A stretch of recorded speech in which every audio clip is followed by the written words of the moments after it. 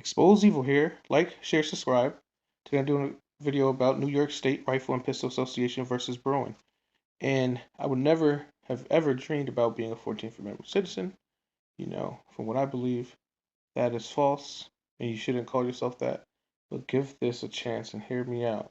We'll hear this out in my next couple videos. The Second and 14th Amendments protect an individual's right to carry a handgun for self-defense outside the home. New York's proper cause requirements violates the 14th Amendment in that it prevents law-abiding citizens with ordinary self-defense needs from exercising their right to keep and bear arms. Now, this struck down a 100-year-old law, over a 100-year-old law, and it created a new law in the Supreme Court, because it's just a Supreme Court case, that said that you had to look to the text of the Second Amendment and the history and tradition of 1791. So basically, if there's no laws in 1791, they can't require it now. And it's been striking down a bunch of laws for the last 2 years, because this is from 2022. Now, in another video, I'll go through all that and show you other cases that have been won using this case. But check out, Attorney General Barbara Underwood caught, in my opinion, lying right there in the Supreme Court, leaving words out. We've been presented in your brief and all the other briefs in this case with an enormous amount of history, citations to all sorts of statutes and other sources. Would you be willing to concede that maybe you got a little bit overly enthusiastic in your summary of some of the historical sources that you cited in your brief? I'm going to give you. We did our best to be accurate in reporting what we reported. I don't know what you have in mind. Yeah, well, I'm going to give you an example, which is, it's troubling. I can see how it would slip through. I'm not accusing you personally of anything. But on page 23, you say that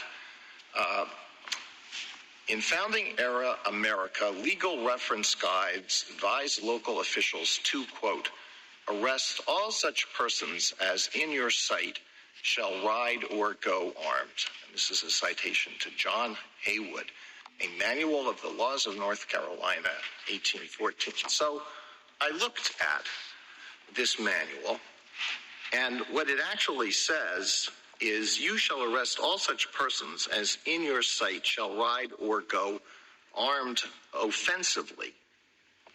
And somehow that word offensively got dropped from your brief. I would think that's an irrelevant word.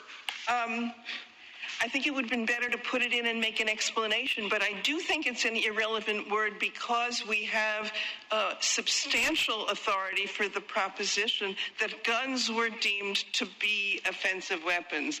And that's why we have this dispute about whether saying, there are different ways of putting it, offensively or with offensive weapons or to the terror of the people. These either describe a separate characterization, a separate feature that not all weapons have. That's my friend's position on this.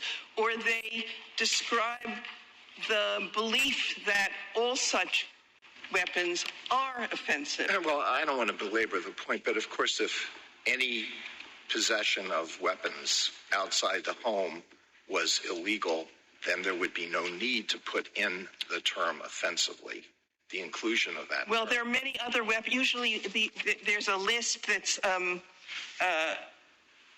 it's not in this particular instruction, but there will be a list of weapons. They were talking about much more than guns, and it was guns that were said over and over again to be offensive